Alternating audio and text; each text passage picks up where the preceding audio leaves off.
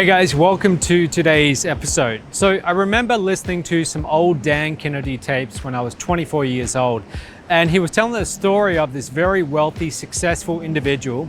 And Dan was saying how, observing this man, he noticed that this man considered all news good news. So someone could walk into his office with the worst news of the day, and this man would find a way to reinterpret the news as being to his benefit. Nothing could derail him. And for many years, I've done something somewhat similar. Fundamentally, I'm an optimist. So no matter what happens in my life, I always believe that there's a bigger and better future. When something doesn't go my way, I'll always look for the silver lining, and it's always there if you look closely. Countless studies have been done comparing optimistic people with pessimistic people and the kind of results they get in life. And even when people are extremely optimistic to the point of being almost delusional, it often ends up benefiting them because their thoughts, their attitudes, and their expectations, they influence their actions, which influence their reality. So their over-optimism, it becomes somewhat of a self-fulfilling prophecy, and more good things tend to happen for them. So here's a few examples of what many might consider bad news and how I or an optimistic person might reinterpret it. So for example, this week, my video guy, he couldn't come here to film, and you might have noticed that the quality of the last few videos, it's gone downhill a little bit. And that's a result of there being some protests here in Costa Rica, so he couldn't drive here. But anyway, at first that was bad news to me. I thought, how am I going to get these videos done? But then I started to reinterpret it, and I thought, you know what? It's actually a good thing because this gives me a chance to learn more about getting my white balance right, my ISO right.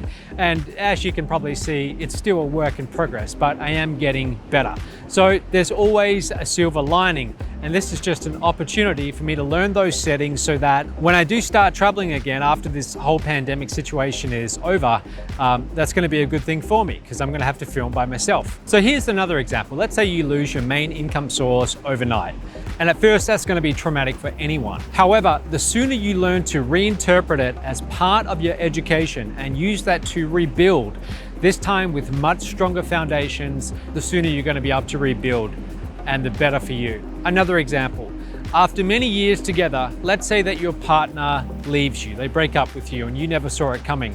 Now, for anyone getting this news, that's going to be horrible news, but really it's a blessing. Do you know how many people in this world continue to remain in relationships with people they no longer have strong feelings for, sometimes for years, just because it's comfortable and it's easier than the alternative? It's a lot of people, and that's a terrible way to live. So if your partner leaves you, yes, it's terrible news, but at least you didn't waste the next 5 years of your life being with the wrong person or in the wrong relationship. Now you can move on and find the right person for you. Here's another example. COVID-19 comes along and disrupts the entire world. None of us are expecting it. And for almost 1 year, most people have been adversely affected by it. But there's actually been some very good things which have come from this pandemic. The percentage of people who get it and die, it's extremely low. Now, what if this virus had been far more deadlier and far more contagious? You know, there's been viruses in the past which, once you got them, you had a very high chance of dying. For example, in 1918, the Spanish flu, you had about a 1 in 40 chance of it killing you if you got it.